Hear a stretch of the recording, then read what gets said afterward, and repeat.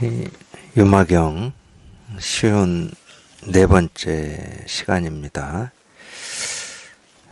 이 광엄동자의 문병, 지난 시간에 이어서 한번 보겠습니다. 깨끗한 보시가 묘한 깨달음이니 세간의 이숙과를 슬퍼하지 않기 때문입니다. 깨끗한 보시, 우리가 이제 보통 보시다 그러면은 뭔가 이 도움이 되고 의미 있고 가치 있는 거를 내놓는 걸 보시라고 보통 얘기하죠. 물론 이제 방편으로는 그것도 우리가 보시라고 얘기할 수 있습니다. 근데 우리가 깨끗한 보시라고 하는 거는 오른손이 한 일을 왼손이 모르게 하라 이런 말도 똑같은데, 우리가 깨끗하다 이럴 때는 주고받는 게 없어야 깨끗한 거죠. 주고받는 일이 있으면 어떤 일이 생기는 겁니다. 준 일이 있고 받는 일이 있고 그건 깨끗하다고 안 해요. 그러니까 이 깨끗하다 그럴 때는 우리가 이 법에서 또는 이 법문에서 또는 우리 출세관에서는 이 깨끗하다 그러면은 생기고 사라지는 게 없다는 일이에요. 왔다 갔다 하는 게 없는 거고, 생기고 사라지는 게 없고, 늘어나거나 줄어드는 게 없고, 주고받는 게 없고. 그래서 이제 이 불교에서 보면은 이 보시 중에 최고의 보시를 이제 법보시다, 이런 얘기를 하는데, 이 법이라고 하는 거는 계속 똑같이 말씀드리지만, 텅 비고 고요하고 깨끗해서 뭐라고 할 게 아무것도 없는 걸 우리가 법이라고 그럽니다. 그러니까 주고받을 게 없는 보시가 최고다 이 말이에요. 쉽게 얘기하면은. 또 이런 말을 하면은 또 줄 것도 없고 받을 것도 없는 또 그 없는 걸 이렇게 어떤 상태를 그리실 수도 있는데 그런 게 아니고 우리 마음을 얘기하는 겁니다. 우리 이제 본래 마음을 얘기하는 거예요. 우리가 세간에서는 당연히 세간의 모든 것은 그러니까 모습이 지어져 있기 때문에 자기가 의도를 하든 하지 않든 우리는 이렇게 주고받고 살 수밖에 없어요. 우리 몸이라고 하는 것도 주고받는 거 없이 사라질 수가 없습니다. 우리가 돈을 냈던 내지 않았던 이 공기를 코로 들이마시고 내쉬어야 되는 거고, 음식을 먹기도 해야 되는 거고, 이 세간은 그렇게 돼 있어요. 근데 이런 것만 봐도 실제로 나라고 할 게 이렇게 따로 있다라고 생각하는 게 그냥 이 세간의 모습만 가지고 어떤 이치 도리만 가지고 이 얘기를 해도 말이 안 돼요. 아니 공기 없이 내가 있을 수가 없는 거고 음식 없이 내가 있을 수 없는 거잖아요. 굳이 이제 나를 이루는 요소다. 물론 이제 이 초기 불교나 이 남방 불교 공부하시는 분들은 이제 그렇게 배우더라고. 나를 이루는 요소 이렇게 배우더라고. 내가 있는 게 아니고 나를 이루는 요소가 있다. 이 몸도 나를 이루는 요소 중에 하나고, 논리적으로, 이치적으로는 충분히 설득력이 있는 말입니다. 그게 이제 어떤 이해고, 설명이고, 알미기 때문에 우리가 분별해서 벗어날 수는 없어요. 그래서 제가 이치적으로만 얘기를 해드리는 겁니다.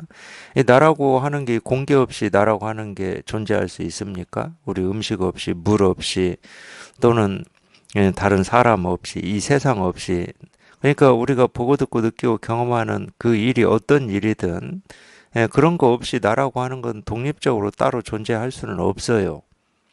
근데 우리 이제 생각은 자꾸 이 나라고 하는 게 따로 있고 세상 따로 있고 다른 사람 따로 있고 공기 따로 있고 물 따로 있고 음식 따로 있다고 그렇게 착각을 하고 있는 거지.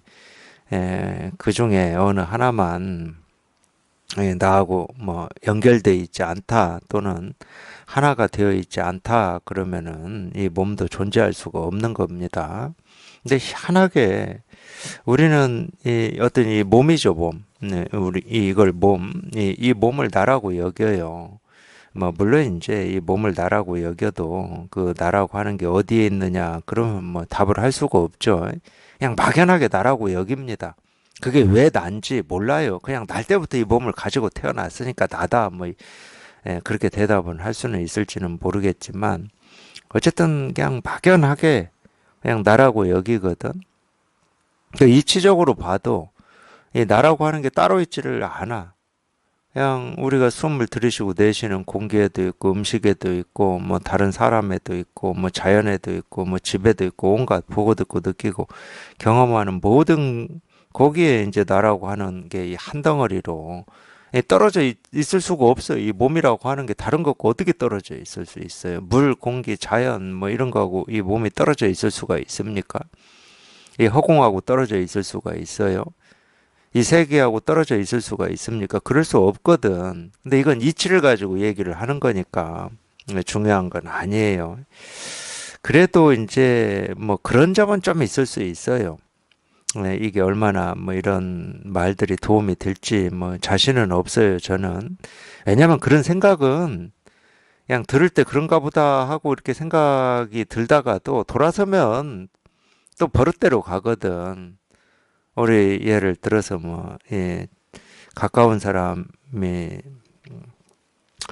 가까운 사람이 뭐 이렇게 죽어서 장례식장을 가면은 참 인생 뭐 그렇게 아득바득 살 거 없어. 욕심 부릴 거 없어. 뭐 죽을 때 뭐, 들고 가는 것도 없고, 뭐, 그러면서, 자기가 아득바득 살고 있는 거에 대한 뭐 성찰 같은 게 그냥 저절로 되잖아요. 장례식장 돌아서 나와 보십시오. 그때부터는 이제 그런 생각도 없어요. 여전히 하던 대로 하고 삽니다. 이게 생각은 중요하지가 않아. 생각이라는 놈은 인연 따라서 그때그때 지가 뭐 이럴 때는 이 생각이 올라오고 저럴 때는 저 생각이 올라오고 이러는 거니까 그건 믿을 게 못 됩니다. 우리는 그런 이 모든 생각에서 벗어나는 이 분별이 한번 뚝 부러지는 이것만이 우리 본래 마음을 실감할 수 있고 체험할 수 있는 거예요. 그래서 제가 이치도리 이런 얘기는 잘 안 해드리는 거예요. 충분히 이치도리로도 어떤 이 견해로도 얘기할 수 있는 면이 있어요. 가만히 생각해 보면 그렇습니다. 가만히. 왜 그러냐? 우리 생각은 대부분 이 막연한 생각들이거든. 자기가 옳다고 여기고 그러다고 여기는 그 뭐 근거도 별로 없어요. 자기가 옳다고 여기니까 옳은 거고 그러다고 여기니까 그런 거지. 그러니까 이제 그런 생각을 가지고 뭐 다른 사람하고 옳고 그름이 달라서 어떤 뭐 이렇게 논쟁을 한다든가 토론을 한다든가 이러면은 바로 어떤 감정이 올라오고 화가 올라오는 이유가 그런 거예요. 막연하니까. 나는 내 생각이 옳은 것 같은데 자꾸 틀리다고 하니까. 근데 내 생각이 옳다 그러면은 이 어떤 이 토론이라고 하는 건 어떤 논리적으로 반박할 수 없는 어떤 증거를 대야 되는 거잖아. 근데 증거가 없어요. 증거라고 할 게 없어. 그 증거를 끌어오는 것도 그냥 막연한 증거야. 뭐 확실한 증거가 아니에요. 그래서 이 깨끗한 보시라고 하는 것은 우리 본래 마음을 얘기하는 겁니다. 우리 본래 마음은 이 온갖 것을 다 포함하고 있다고 해야 됩니까? 이 온갖 것하고 한 번도 떨어져 있어 본 적이 없어요. 허공하고 뭐 옛날에 이 선사들도 우리 본래 마음을 허공에 비유를 많이 하셨는데 허공에 비유할 만합니다. 이 허공은 그 어떤 것도 뭐 수용하거나 배척하지 않아요. 왜냐하면은 우리가 이 보고 듣고 느끼고 경험하는 이걸 세계라고 그러는데 이 세계, 이 세계라고 하는 게 이 허공에서 온갖 뭐 계절도 그러고 해가 뜨고 지는 것도 그러고 바람이 불고 뭐 하는 것도 그냥 다 허공에서 생기고 사라집니다. 자유롭게. 그러니까 허공은 간섭을 하지 않기 때문에 제약을 하지 않기 때문에 온갖 것들이 자유롭게 생기고 사라질 수가 있는 거거든. 이 허공이 간섭을 한다 그러면은 뭐 해가 지 맘대로 뜰 수가 있겠습니까? 그러니까 아무런 제약이 없기 때문에 그냥 자유롭게 왔다 갔다 할 수가 있는 거예요. 그런데 허공은 온갖 것들이 생기고 사라지는데도 허공은 조금도 이 상처가 나거나 줄어들거나 더 커지지를 않아요. 끄떡이 없어, 끄떡이. 아무리 뭐 지진이 일어나고 하늘이 무너져도 허공은 끄떡이 없습니다. 이제 우리 본래 마음을 그래서 이제 그런 측면이 있기 때문에 허공에 비유를 하는 거거든요. 그렇다고 이 허공이 저 혼자 허공이요 하고 어떤 모습을 가지고 허공이 존재하느냐? 그런 허공은 없어요. 없습니다. 예, 온갖 것들. 그러니까 우리가 이 분별을 눈으로 볼 때는 이 세상은 뭔가가 생기고 사라지고 변화하는 거를 세상이라고 그래요, 우리가. 근데 이 생기고 사라지고 이 변화하는 온갖 것들이 이 자유롭게 생기고 사라지고 변화할 수 있는 어떤 원천은 이 허공입니다, 허공. 우리 마음이 그런 거예요. 우리가 온갖 이 생각, 느낌, 감정을 인연 따라서 이렇게 자유롭게 할 수 있는 것은 우리 이 본래 마음이라고 하는 이게 있기 때문에 그러는 거예요. 그래서 거울 비유도 하잖아요. 아니, 온갖 모습이 이 생기고 사라질 수 있는 것은 이 거울이 그걸 거울에 비친 이 생기고 사라지는 모습들을 얘기하는 겁니다. 그건 거울이 있으니까 생기고 사라지고 할 수가 있는 거지. 거울이 없으면은 모습이 어떻게 생기고 사라져요. 그러니까 영화관의 스크린하고 똑같다니까. 스크린이 없는데 아무리 이 영상기를 돌려서 비춰 보십시오. 거기에 영화가 상영이 되는지. 이 영화라고 하는 것은 온갖 모습들이 생기고 사라지고 이런 일 저런 일이 일어나고 막 하는 걸 우리가 영화라고 그러잖아요. 그러니까 자기 생각이나 느낌이나 감정을 이거는 좋고 이거는 싫고 해가지고 하나는 취하고 하나는 버리려고 하지 마시라고. 그게 분별입니다. 그게 분별. 그게 망상이에요.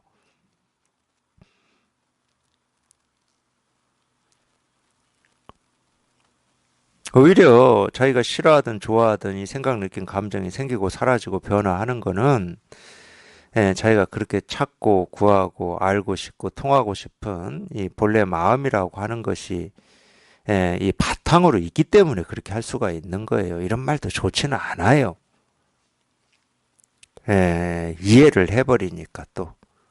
이 마음이라고 하는 이 바탕이 있으니까 온갖 것들이 생기고 사라질 수 있구나 이런 식으로 이해를 할 가능성이 있기 때문에. 그렇다고 이 바탕이라고 하는 거를 우리가 알 수 있는 거냐? 있다 하더라도 알 수가 없어요. 손에 잡을 수 있는 거냐? 없어. 그럼 우리 생각으로 헤아려서 아 이런 거구나 할 수 있냐? 없어요. 그러니까 이해를 해봐야 소용이 없어. 이해를 하는 것은 그냥 자기 머릿속에서 그린 거야. 마음 바탕이다. 뭐 이렇게 그리고 있는 거예요. 그건 가짜예요. 그거조차도 이 마음 바탕에서 이 그려진 그림일 뿐입니다. 그게 마음 바탕이 아니고. 그거조차도.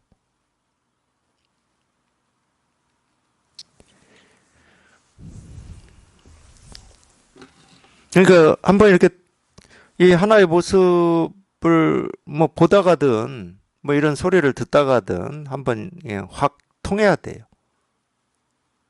그냥 분별이 한번 뚝 부러져야 돼. 통한다는 말이나 분별이 뚝 부러진다는 말이나 똑같은 말이거든요. 하여튼 여기 이렇게 통해봐야 됩니다. 세간의 이숙과를 슬퍼하지 않기 때문이다. 이숙과라고 하는 게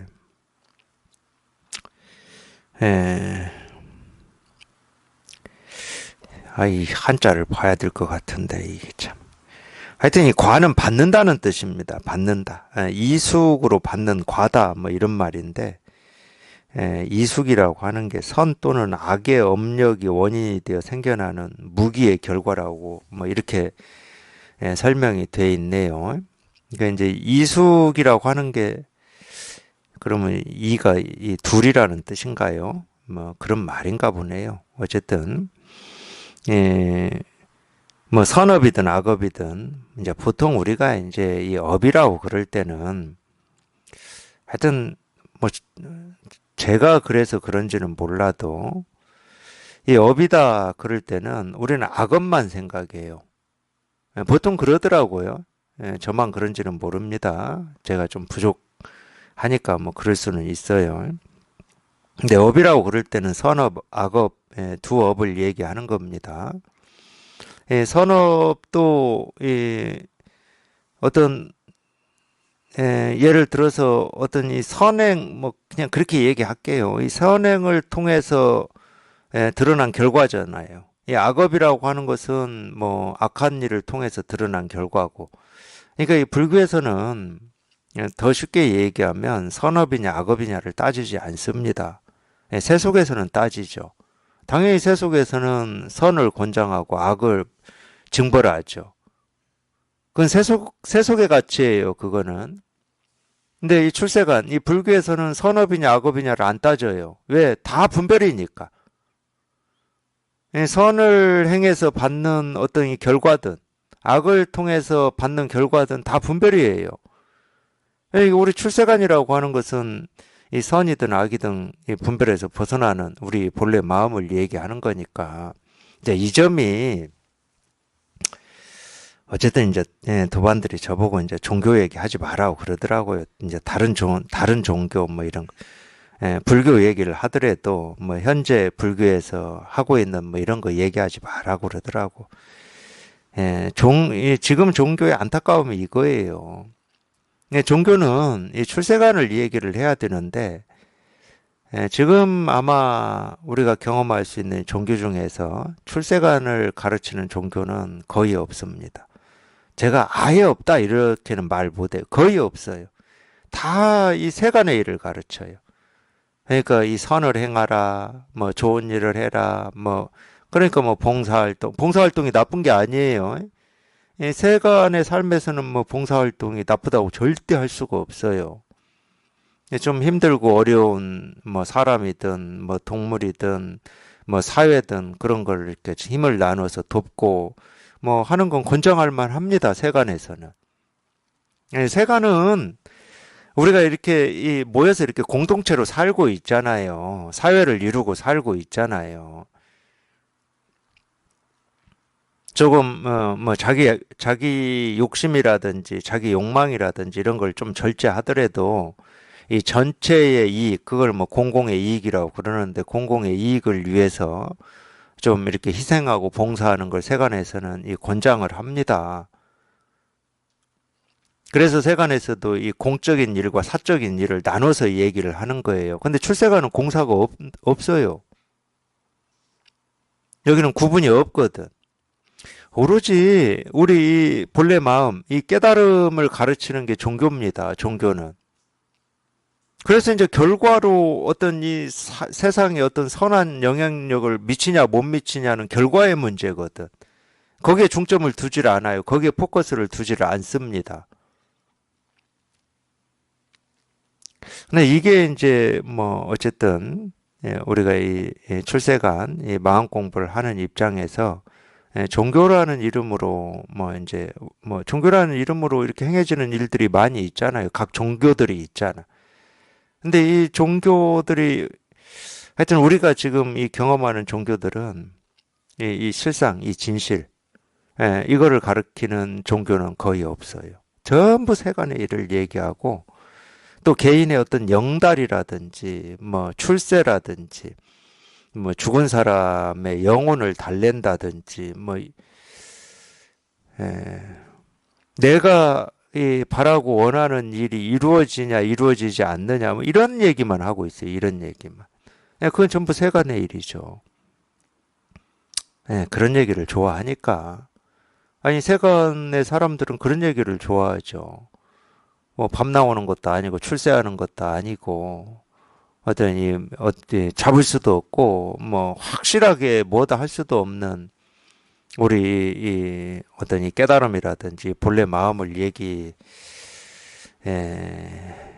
하는 것보다 눈에 보이고 잡을 수 있는 걸 얘기하는 걸 훨씬 좋아하죠. 그게 이제 중생심인데 이거 종교가 이 중생심에 이렇게 영합을 해버리는 거예요. 그게 이제 종교가 세속화됐다 이제 이렇게 얘기를 하는 건데 항상 종교는 그런 면이 있었습니다. 우리가 이 종교라고 하는 거를 모르겠어요. 뭐 좋아하시는 분들은 뭐 좋아하실 수도 있지만은 인류 역사에서 보면 이 종교라고 하는 거는 늘 이 권력을 가진 사람이나 있는 사람 편에 섰어요. 참 희한하죠. 종교는 그런 게 아닌데 예수님도 그랬죠. 예수님이 뭐 죽임을 당한 이유는 하나밖에 없어요. 권력을 가지고 힘 있는 사람들 편에 안 선 거예요. 그래서 죽임을 당했습니다. 예수님은 이 진리만 얘기하고 다니셨거든. 가난한 사람이든 병든 사람이든 진리만 얘기했어요. 근데 이 진리만 얘기하는 게 그 당시에 어떤 이 지배를 하고 있었던 이 종교, 이 제사장들 또는 그 나라의 이 권력을 그나마 이렇게 쥐고 있던 사람들하고는 맞지를 않았던 거예요. 예수님이 죽임 당한 건 이단이라는 이름으로 죽임을 당했어요. 그 양반 한 거는 하나밖에 없어요. 우리 이 마음을 얘기한 거밖에 없어. 우리 불교도 그래요. 석가모니 부처님이 깨닫고, 모르겠어요. 뭐 불교를 이렇게 믿고 좋아하는 분들은 부처님의 가르침이 뭐 그 당시에 막 인도 전역에 또는 그 주변 나라에 막 전파가 돼가지고 뭐 융성했을 거다 이렇게 믿고 싶을지는 모르겠지만 전혀 아닙니다. 전혀 아니에요. 정말로 이 몇몇 이런 가르침에 관심이 있고 뭐 이런 사람들이나 이 석가모니 부처님의 이 가르침에 따라서 공부하고 뭐 살고 이랬던 거지. 오로지 이 불교가 어떤 이런 종교라고 하는 어떤 형태를 갖추고 이렇게 좀 알려진 거는 석가모니 부처님 돌아가시고 300년인가 400년 뒤에 희한하게 인도는 뭐 땅덩어리가 뭐 넓어서 그런지는 모르겠지만 지금 우리가 알고 있는 인도라는 국가로 한 번도 통합된 적이 없는 나라입니다. 그러니까 이제 뭐 여러 이제 이 국가들이 있었어요. 근데 이제 여러 국가들을 전체는 아니고 일부를 통합해서 이제 국가 형태를 왕의 어떤 이 주도권을 확립한 임금이 아소카 왕이라고 하는 사람이거든. 그 사람이 이제 이런 국가를 확립할 때 국가 이념으로 받아들인 게 이 석가모니 부처님의 이 가르침이었어요. 그래서 그냥 이 불교를 그냥 자기 힘 닿는 대로 곳곳에 뭐 탑도 세우고 뭐 경전도 보급하고 이러면서 이제 불교가 조금 어떤 이 국가에서 받아들여 주니까 기독교도 그랬습니다. 기독교도 노마 콘스탄티노프 황제가 받아들이기 전까지는 기독교가 이렇게 유명해졌습니까? 결국은 받아들이고도 그 내부에서 어떤 거를 정통으로 할 거냐 이런 어떤 이 논쟁 싸움이 항상 있었거든. 기독교든 불교든. 근데 결국은 왕이라든지 이런 사람들이 받아준 이게 주류가 되어 왔어요. 지금까지 불교나 기독교나. 그래서 이 출발은 이 진실을 이 깨달음을 이거를 가르치는 뭐 이런 뭐 운동이라고 해도 좋고 뭐 가르침이었는데 종교라는 형태를 이렇게 갖추면서부터는 제가 볼 때는 이렇게 세속화된 겁니다. 세속화. 이 세상 사람들의 어떤 이 수준에 떨어져 버린 거예요. 그러니까 이제 이런 가르침들은 점점 멀어지는 거죠. 그냥 이건 사실 좀 요즘도 그래요. 뭐 전부 그런 건 아니지만 솔직히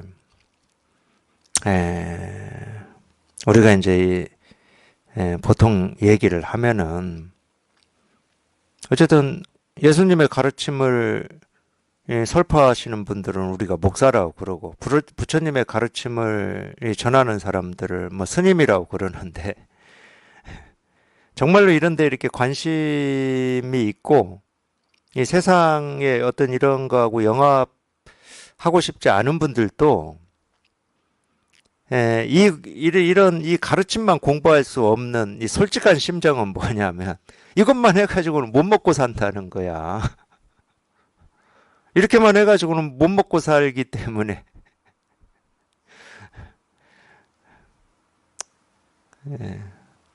그런 말씀들을 하시더라고. 야, 교회든 절이든 운영을 해야 되지 않느냐 뭐 이런 말씀들을 하더라고.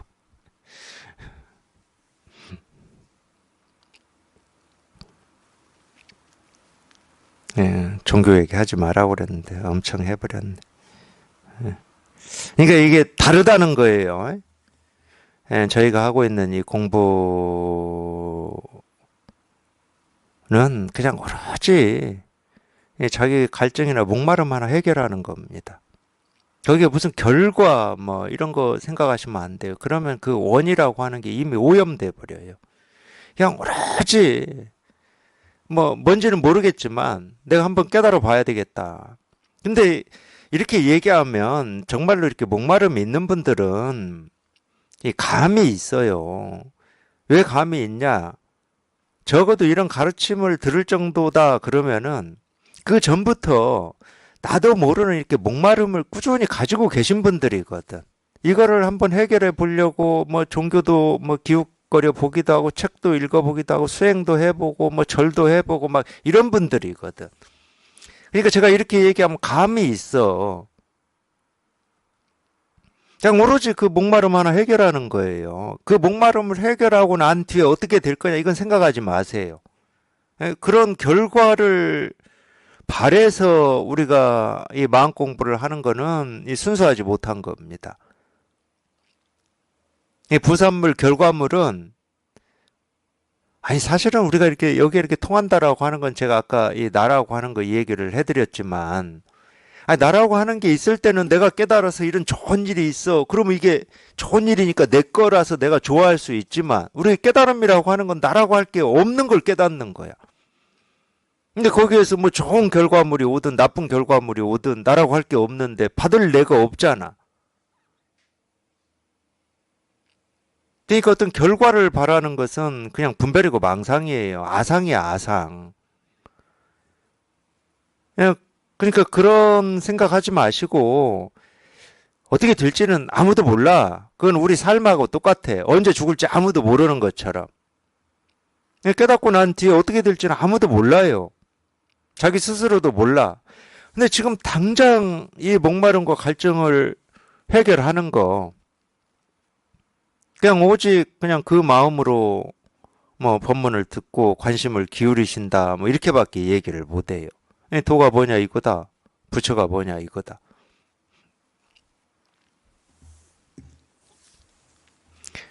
세간의 이숙과를 슬퍼하지. 그러니까 이건 다 이 업이라고 하는 건 과거거든요. 내가 좋은 일을 해서 어떤 좋은 결과를 받을까? 뭐 이런 그런 생각이 없다는 거예요. 이숙과를 슬퍼하지 않는다. 뭐 세간의 그러니까 세간의 일에는 그런 거 특히 이제 뭐 내가 공부해서 뭐 어떻게 되고 뭐 내 뜻이 이루어지고 이런 생각으로 할 수 있는 공부가 아니다. 그런 말입니다. 깨끗한 계를 굳게 지키는 것이 묘한 깨달음이니 모든 원하는 것이 전부 이루어지기 때문이다. 그러니까 이런 말 때문에 이제 뭐 그런 오해를 하실 수도 있어. 뭐 이런 공부를 하면은 원하는 게 다 이루어진다. 뭐 이런 식으로. 하여튼 그 뜻은 아니에요. 깨끗한 계라고 하는 것도 깨끗한 보시하고 똑같은 말인데, 우리가 물론 이제 이 계라고 하는 것도 이제 두 가지 뜻으로 써요. 그렇게 쓴다는 거를 얘기를 해드리는 거예요. 예를 들면은 우리가 이제 이 뭐 모든 종교에 다 있습니다. 모든 종교에는 그걸 규율이라고 말 안 하죠. 종교에서는 규율이라고 하지 않아요. 우리말로는 계라고 그래요. 계 다. 예를 들어서 기독교에서는 10계명이라고 해서 10가지 계가 있어요. 거기도 계라고 그러잖아요. 불교에서는 비구 250계, 비구니 350 계율이 있어요. 그렇게 이 10가지 계라고 이렇게 딱 문자로 적어 놓고 이걸 지켜야 된다. 250개 지켜야 된다. 이것도 계율이라고 합니다, 우리가. 그걸 계율이라고 하지 않는다. 이 말이 아니에요. 근데 예를 들어서 우리가 이 말 그대로 자기 이 본래 마음을 깨달아서 이 법의 사람이 이렇게 됐다. 그럼 우리가 뭐 그게 계율이든 또는 세간의 법 규칙이든 이거에 뭐 매이고 매이지 않고 이럴 일이 없을 거 아니야. 그러면 왜 그런 거를 정해 놨느냐? 방편으로 왜 정해 놨느냐? 공부할 때 자기 본래 마음을 깨달을 때 그런 거를 어기는 행동을 했을 때는 뭐 양심의 가책이라든지 어떤 이 흔적이 남기 때문에 공부에 방해가 된다 이거예요, 그게. 그래서 공부가 방해되는 거는 비록 아직 내가 깨달아서 어떤 일에도 걸림이 없고 뭐 이러지는 않지만 지금 공부를 하고 있기 때문에 공부에 방해되는 일은 그런 거는 우리도 하거든. 네, 저희도 하잖아요. 가능하면은 그걸 뭐 명문화만 안 시켜놨을 뿐이지. 아니 공부하는데 방해되는 일에 대해서 뭐 가끔 언급되는 것들이 있잖아요. 명문화 시켜놓을 필요는 없어. 꼭 이래야 된다 이런 게 아니니까. 근데 이 계율이라고 하는 게 정리될 때는 기독교나 불교나 똑같아요. 십계명을 누가 받아왔습니까? 기독교에서는 모세가 받아왔어요. 그 전에는 십계명이라고 하는 게 명문화되어 있질 않았어요. 불교 250, 350 계율도 마찬가지입니다. 부처님 시대 때 이게 명문화됐냐? 안 돼 있었어요. 근데 대중이 모여서 살면서 당연히 모여 살면서 이 공부에 방해되는 어떤 언행이 있을 수밖에 없지. 그럼 부처님한테 이 얘기를 해요.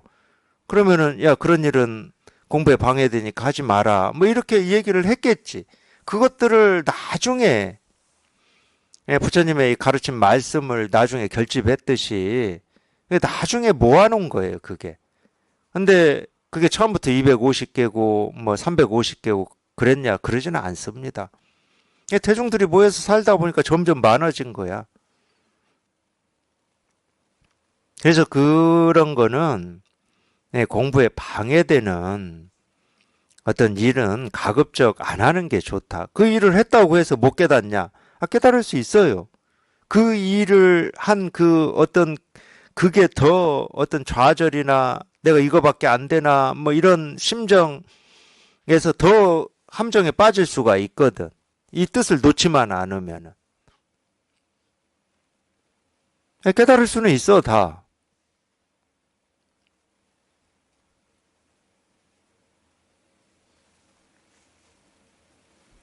그래서 진짜 이 개라고 하는 거는 우리 본래 마음을 얘기해요. 진짜 개는. 이 본래 마음은 뭐가 없거든. 지킬 것도 없고 안 지킬 것도 없고 뭐가 없어요, 여기에는. 그러니까 자기가 여기에 통해서 다시 분별 망상 속에 빠지지 않고 분별을 쫓아가지 않는 게 사실은 개를 굳게 지키는 거거든. 그게 개를 굳게 지키는 거예요. 그러니까 이런 말을 오해한다고. 아는 거라고는 쓰여 있는 그런 계율밖에 없으니까 그거를 그러니까 한번 보세요. 그걸 지켰냐 지키지 않았냐 이게 참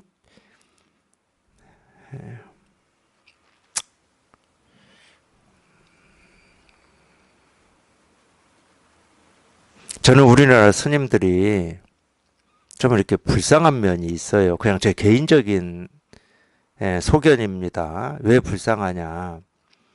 어쩌다가 우리나라는 불교 스님들은 고기 먹으면 안 되고 뭐 오신채 먹으면 안 되고 막 이게 생겨버린 거야 어쩌다가 뭐 그게 부처님 시대 때 인도에서 그런 게 있었냐 없었어요. 뭔 이 출간 수행자가 고기를 먹으면 안 되고 이런 게 어디 있어. 그런 거 없어요. 부처님 시대 때도 그거에 대한 이야기는 있더라고. 그게 나중에 뭐 만들어졌는지는 모르겠지만 그거를 묻는 장면이 있더라고. 제가 어디에선가 봤는데. 그러니까 이 고기를 먹으면 안 된다가 아니에요. 자기가 살생을 해서 고기를 먹으면 안 되는 거야. 살생에 더 중점이 돼 있어요. 내가 살생을 하면 안 돼. 그럼 남이 살생한 고기는 먹어도 되는 거였어요. 그때도. 근데 지금 출간 스님들이 고기 좀 먹으려면 이 신도들 눈치를 봐야 돼. 아무렇지 않은 건데 먹어서 뭐 문제될 게, 뭔 음식에 무슨 깨달음이 있고 어리석음이 있겠습니까? 그렇게 있다고 주장하는 사람들도 있긴 있어. 뭐 무슨 기 공부하는 사람들이나 이런 사람들. 무슨 뭐 고기에 어리석음이 있고 뭐 채소에 그러면은 뭐 현명한 깨달음이 있습니까? 그런 거 없어요.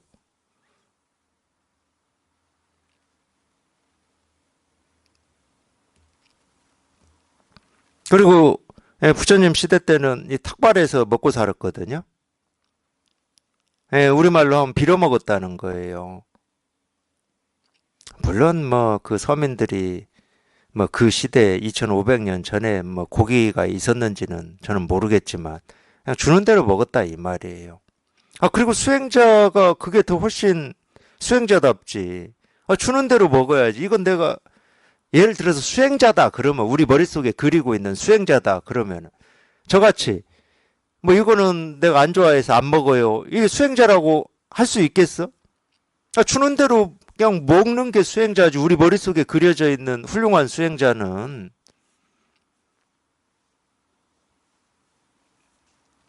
그렇게 살았다니까 출가한 수행자들이.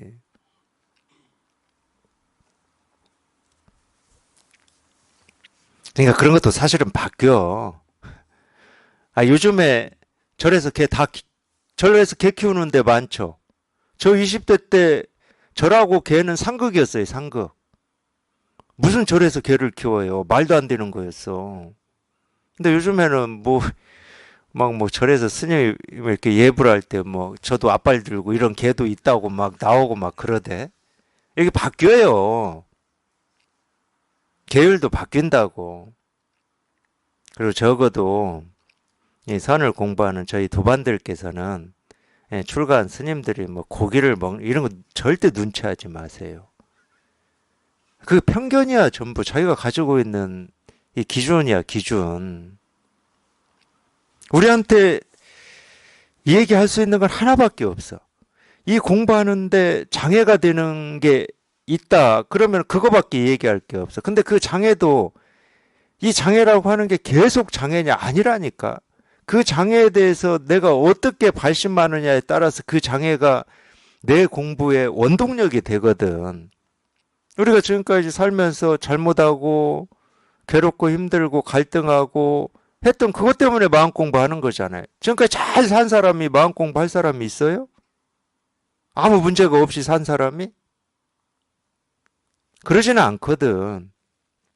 근데 그것도 통하고 보시면 돼. 통하고 보면 왜 눈물이 나냐.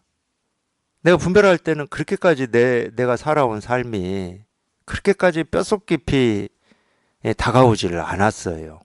근데 통하고 나면 정말 뼛속 깊이 다가와.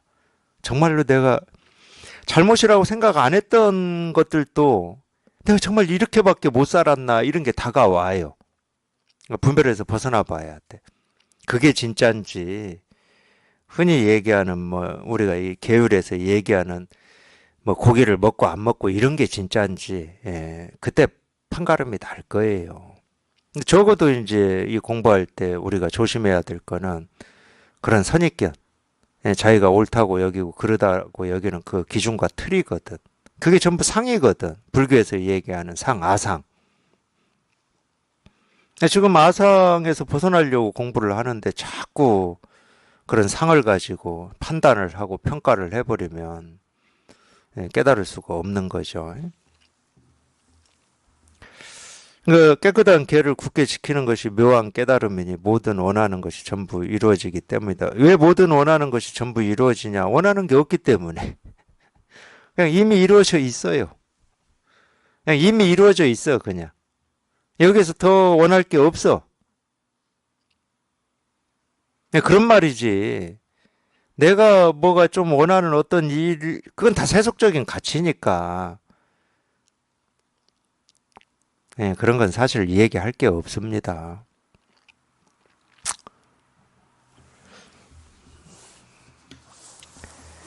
욕됨을 참고 부드럽게 좋아함이 지금 보니까 대승불교에서 얘기하는 지금 육바라밀을 지금 얘기하고 있어요. 제가 보니까. 대승불교에서 얘기하는 육바라밀이 보시바라밀, 인욕바라밀, 뭐죠? 뭐 정진바라밀, 선정바라밀, 지혜바라밀 이런가? 하여튼 6개 있어요. 그 6개도 마찬가지입니다. 뭐 경전에서도 육바라밀만 얘기를 하지를 않아요. 어떤 때는 뭐 십바라밀도 얘기하고 우리 예를 들면은 이 암경에 나오는 이 팔정도 꼭 8개를 얘기하는 게 아닙니다. 거기서 팔정도를 얘기하니까 예를 들면은 이제 팔각으로 된 뭐 문을 만들고 집을 짓고 하여튼 그런 부작용이 있어 보면 참 희한해. 우리 분별이라고 하는 건 희한해. 저도 그랬어요. 예, 스님들이 차 많이 마시길래 저도 차 많이 먹으면 영혼이 깨끗해지는 줄 알고 한때는 차만 죽으라고 먹은 적이 있어. 참 우리 이 생각은 어리석기가 끝이 없어요. 제 경우를 봐도 그래요. 욕됨을 참고 부드럽고 조화함이 묘한 깨달음이 이제 인욕을 얘기하는 겁니다. 인욕을. 욕됨을 참고 부드럽게 조화함이 묘한 깨달음이니 모든 중생의 마음에 성냄이 없기 때문입니다. 뭐 인욕이라고 하는 게 이제 욕심을 이 욕을 그 욕자라고 하는 게 욕심욕자는 아닙니다. 우리가 욕됨이라고 할 때 그 욕자인데 도덕경에서 보면은 이 욕에 이 상대되는 말이 총애의 총애를 받는다 할 때. 그러니까 욕됨이라고 하는 것은 어떤 이 미움, 원망 뭐 이런 걸 욕됨이라고 하나 봐요. 그러니까 우리가 무슨 뭐 굴욕을 당했다 할 때 그 욕이에요. 굴욕을 당했다. 뭐 한자로는 그렇습니다. 그래서 이는 참을 인자인데 어쨌든 우리가 뭐 요즘 말로 하면 자존심 상했다 이 말이잖아요. 자존심 상했다. 그게 욕됨이죠. 욕됨. 자존심을 상했다 이런 말인데 자존심이라고 하는 것은 내가 있으니까 자존심이라고 하는 게 있잖아요. 그래서 인욕의 최고는 무아예요. 무아. 나라고 할 게 없는 거야. 그러면 참을 것이 없잖아. 아, 내가 없는데 도덕경에서도 그렇게 얘기하더라고요. 총욕에 대해서. 총애를 받고 칭찬을 받고 뭐 자존심을 상하는 일을 당하고 그럴 게 없는 게 최고 좋잖아. 인욕은 참는다라고 생각하시면 안 됩니다. 물론 이제 공부할 때는 나라고 하는 게 있기 때문에 참는 면도 좀 있어요.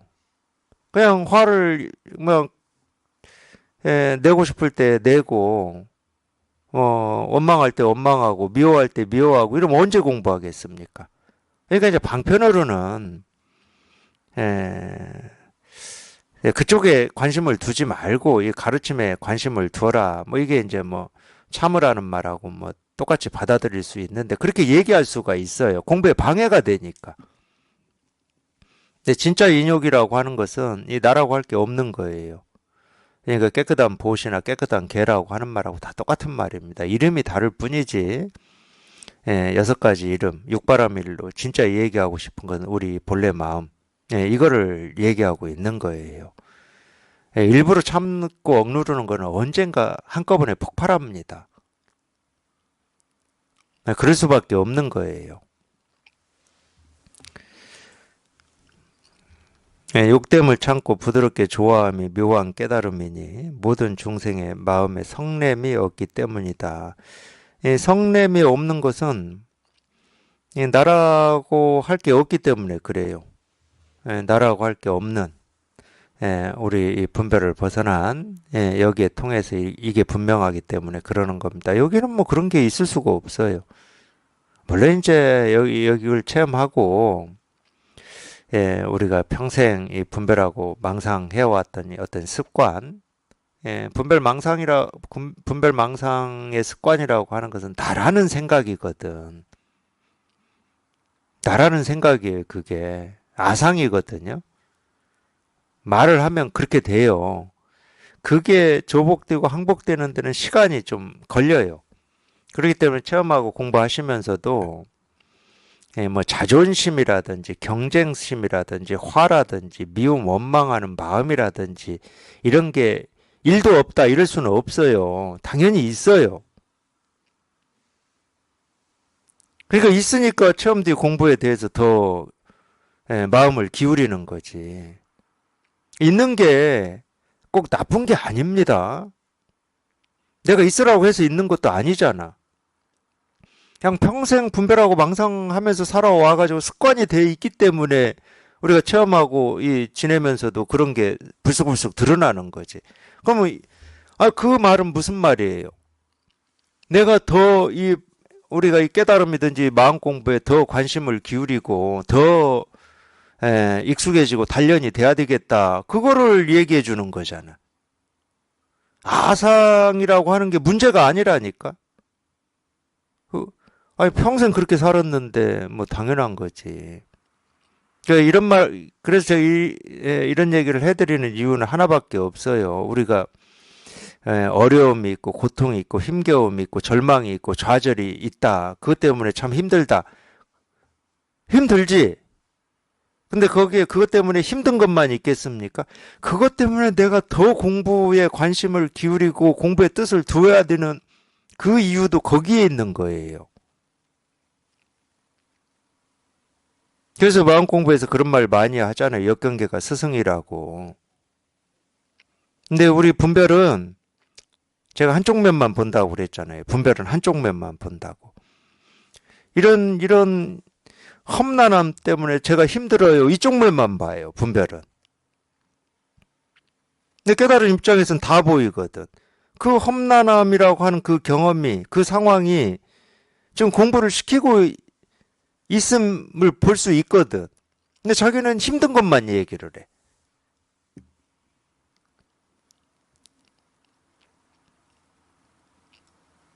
그래서 꽤 오랫동안 어떤 이 자존심이라고 하는 이게 있습니다. 뭐 늘 뭐 어떤 것도 우리가 뭐 분별하고 살 때 자존심이라고 하는 걸 뭐 눈 떠 있을 때 하루 종일 느낍니까? 그런 어떤 상황에 닥쳤을 때 느끼는 거지. 근데 처음 뒤에 공부도 그래요. 뭐 자존심도 느끼고 경쟁심도 느끼고 그리고 이제 이 공부로 자기를 내세우려고 하는 마음도 느끼고 내세우려고 하는 공부는 아니 이 마음은 뭐 그런 거죠. 내가 이 공부를 좀 더 깊이 있게 잘했으면 뭐 이런 마음 당연히 있죠. 다른 사람보다 뭐 이런 마음이 있죠. 그러니까 그것 때문에 더 공부에 더 관심을 기울이는 거예요. 그거 불편하잖아, 그런 거. 다른 사람하고 비교를 하고 뭐 이런 게 불편하잖아요. 그리고 이게 자존심 상하는 일이 생기는 것도 불편하고, 누구를 좀 미워해야 되고 원망해야 되는 일이 생기는 것도 불편하고. 그러니까 그런 불편이 자기를 더 이 깊은 공부 속으로 밀어가는 원동력이 되는 거죠.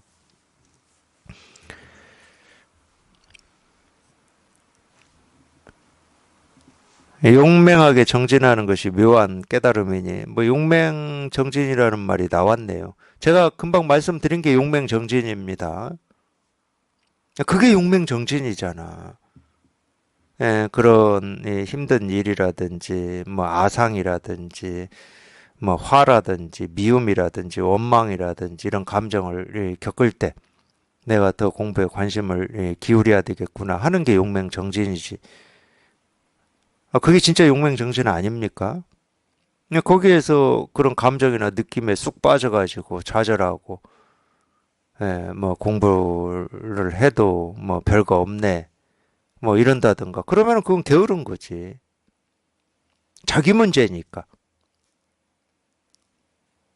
남이 무슨 뭐 고통 속에 있고, 거기에 파묻혀 있고, 그건 남의 문제니까 내가 어찌 해줄 수 없지만, 자기 문제에 대해서는 우리가 게으르면 안 되죠.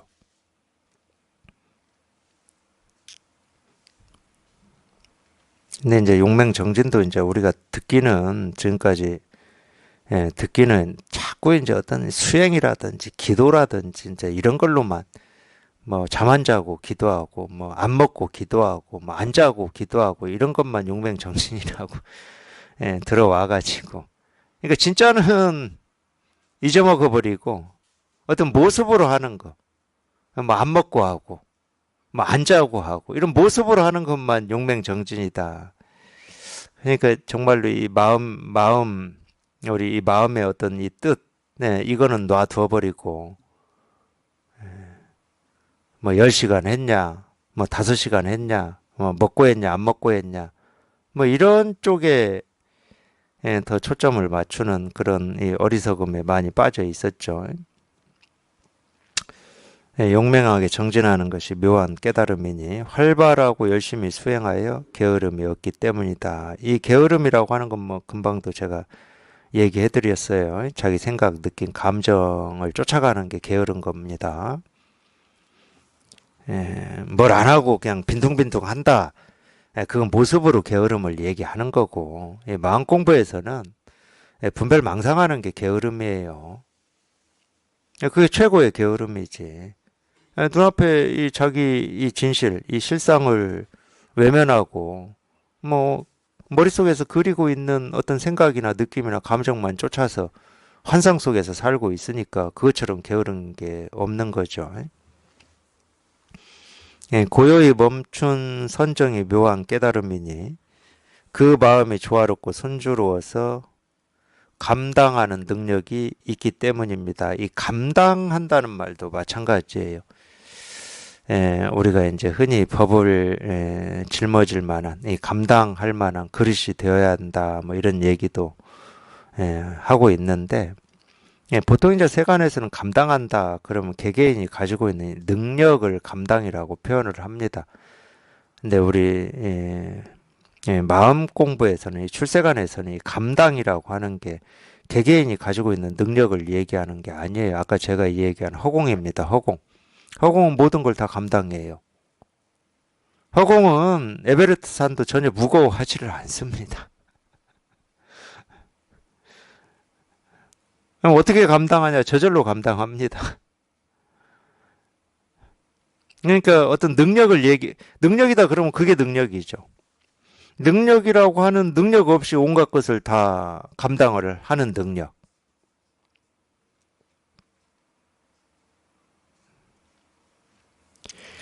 뛰어난 지혜가, 이걸 이제, 반야바라밀이라고 그러죠.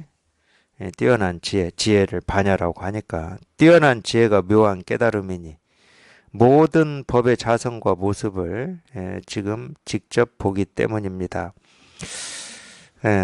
모든 법의 이 자성과 모습을 직접 본다. 우리가 이제 이 반야, 지혜라고 하는 거를 이제 여기에서는 이렇게 표현을 해놨는데,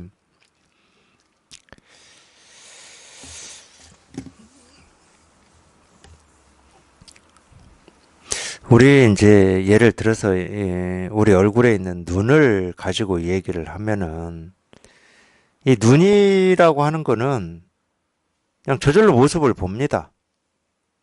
그냥 저절로 봐요. 그냥 이렇게. 이 귀도 마찬가지예요. 저절로 소리를 듣습니다. 제가 왜 이런 얘기를 하냐면은 이 법이라고 하고 지혜라고 하고 이 반야라고 하는 게 따로 있는 게 아니다. 그냥 허공이 저절로 이 생기고 사라지는 이 분별되는 모든 것들을 그냥 저절로 받아들이듯이 받아들인다는 말도 안 맞아요. 이 허공과 이 세상에 우리가 분별되는 거라고 하는 이 세상이 있잖아요. 생기고 사라지고 변한 이 모든 거는 단 한 번도 떨어져 있은 적이 없기 때문에 허공이 이걸 받아들일 필요도 없고 이 분별되는 이것들이 허공한테 고마워할 일도 없어요, 실은. 이거를 이제 모든 법의 자성과 모습을 지금 직접 본다, 이렇게 표현하는 거거든. 뭐라고 할 게 없어, 실은. 뭐 바탕이니 현상이니 할 것도 없고, 본질이니 뭐 현상이니 할 것도 없고, 법이니 법 아니니 할 게 없어요. 그러니까 옛날 선사들이 그랬잖아요. 누가 법을 물으면 뭐 하늘은 푸르고 뭐 구름은 이다 뭐 이런 식으로 얘기를 해버리잖아. 조조도 뭐 뜰 앞에 측백나무다 이런 식으로 얘기를 해버리잖아. 뭐라고 할 게 없어.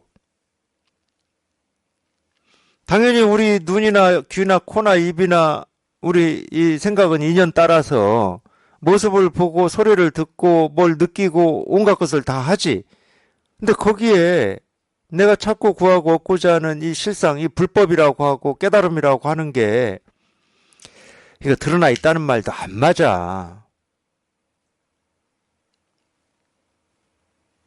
있다 그러면 거기에 다 있는 거지. 그냥 뭐라고 할 게 아무것도 없어. 도가 뭡니까? 이겁니다. 뭐라고 할 게 없어요. 그냥 보이는 대로 해도 돼, 들리는 대로 해도 되고. 부처가 뭡니까? 이겁니다. 마음이 뭡니까? 이겁니다.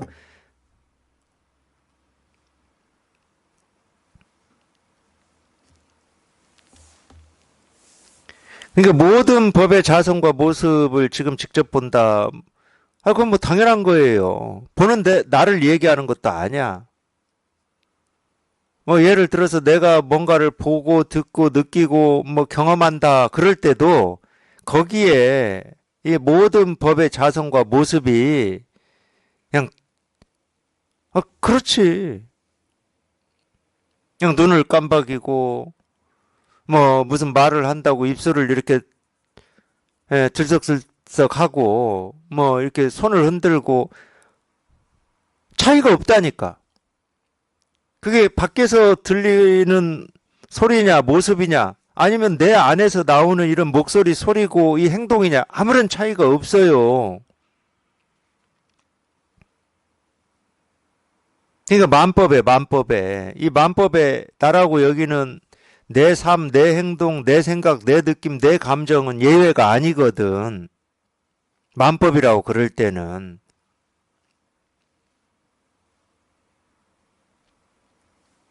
이게 눈을 밖으로 돌릴 필요도 없어요. 물론 밖이 없습니다. 실은. 자기가 밖이라고 그러는 거지.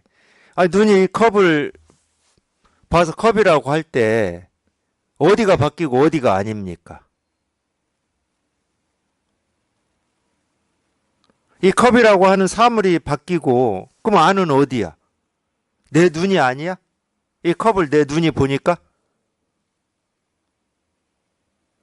사실은 안팎이 없어요.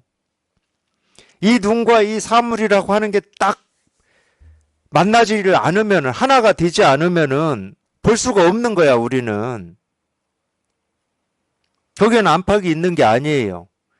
이 소리와 우리 귀가 하나가 딱 되지 않으면 들을 수가 없어요. 이 소리를 듣는 순간 이미 그 소리와 나는 하나가 돼 있는 거야.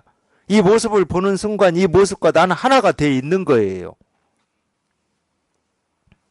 그러니까 우리가 컵이라고 분별도 하고 이런 소리 저런 소리라고 분별도 하는 거지. 그 소리하고 내가 하나가 되지 않으면 그 소리가 뭔지를 내가 어찌 알아.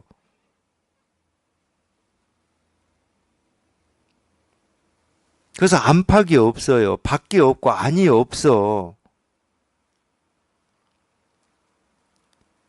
있다고 하더라도 아니든 밖이든 나라고 하든 남이라고 하든 나라고 하든 세상이라고 하든 보이고 들리고 경험되는 모든 하나하나의 모습 소리가 그냥 이 일일 뿐이야. 이 일일 뿐. 다른 일이 없어. 그냥 이 일일 뿐이야. 그러니까 모든 법의 자성과 모습을 지금 직접 보고 있다. 이렇게 말해도 되지만 모습이 모습이 아니다. 이렇게 얘기해도 돼요. 그냥 이거밖에 없어요. 이거밖에. 뭐가 따로 있질 않아. 정말로 이 세상은 내가 그토록 그냥 찾고 있고 구하고 있고 통하고자 지금 발버둥 치고 있는 그걸 이름을 우리가 이제 뭐 깨달음이라고 그러거든. 도라고도 하고 뭐 진실이라고 돼요. 뭐 이름은 상관없어.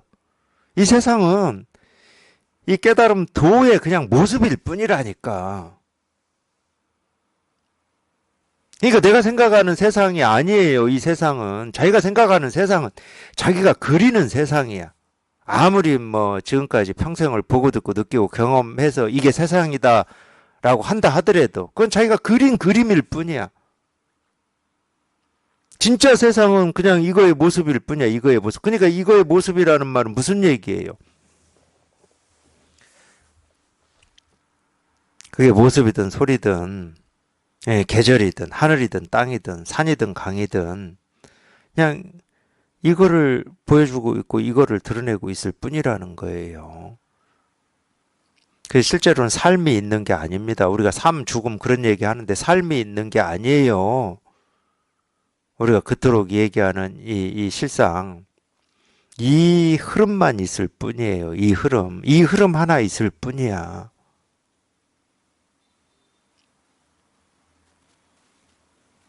그러니까 세상이 있는 게 아니야. 이게 있는 거지.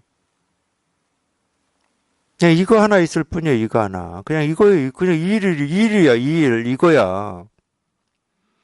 이거 가지고 온갖 얘기를 지금 이렇게 하고 있는 겁니다. 뭐 깨끗한 보시다, 깨끗한 개다, 뭐 용맹정진이다, 인욕이다, 뭐 뛰어난 지혜다, 뭐 이거 하나 가지고 온갖 얘기를 하고 있는 거예요. 이거 하나 깨닫는 거예요. 뭐 다른 거 없어요. 그냥 이 일입니다. 그냥 이거 하나, 그냥 이거밖에 없어요. 그냥 이거예요. 이거, 그냥 이거 하나.